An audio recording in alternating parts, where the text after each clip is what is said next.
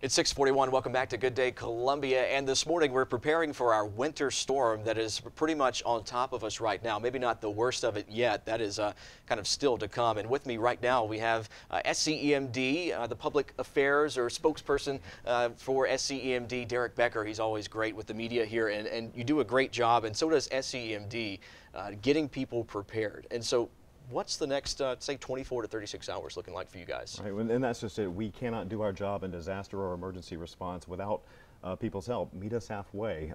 As we've been planning and preparing and watching the forecast, we're asking everyone at home to do the same.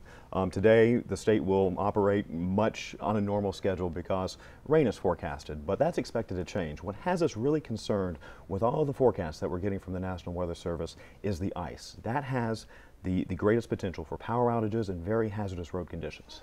And you guys have a special area that you go to called the SEOC. Explain to everybody what that is. Yeah, the SEOC stands for State Emergency Operations Center, and we would activate that room or mission control, if you will, whenever there would be a state of emergency, if you will, or all of the agencies that have roles in disaster response on the state level would come together and coordinate any sort of requests for resources that come from local first responders or county emergency management directors, and we would activate that for as long as the emergency was in effect. And what are you guys doing right now? You're monitoring the forecast, you're getting ready, but over the next couple of hours, decisions are going to need to be made. Decisions are going to be made.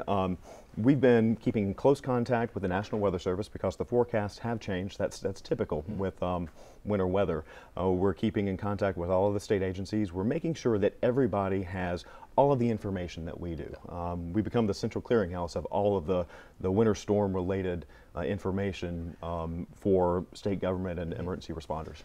And with ice being the kind of the biggest threat of this storm. Right. We're forecasting an inch possible. It's not out of the question here in our weather center. And what does that particularly do for the emergency management response? I mean, ice is hard to get around in. Ice is hard to get around in. There's always the concern about current rain possibly washing salt away, and it's going to be very important for all of us to pay attention to the forecast and current conditions, checking the weather very frequently, monitoring updates for any sort of emergency alerts. Social media, we've been putting out a lot of information on our Facebook, Twitter, and other pages, so it's going to be tricky, but hopefully we're as prepared as we can be for the worst possible situation, and we're hoping for the best. And I believe we have a full screen of some of the supplies that you can pretty much have in your winter weather kit. Flashlights, batteries, NOAA weather radio, always good. Extra medication is an interesting one that I think people don't think about. Yeah, and it's always good to ask your doctor,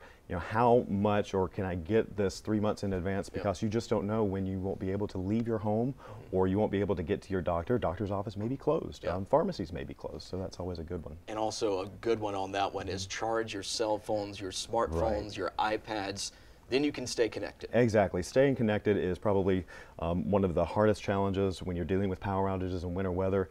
Go ahead and make sure your phones, mobile devices, all of that, they have a full charge, and a full charge throughout the day for as long as we have power. All right, Derek Becker from South Carolina Emergency Management Division.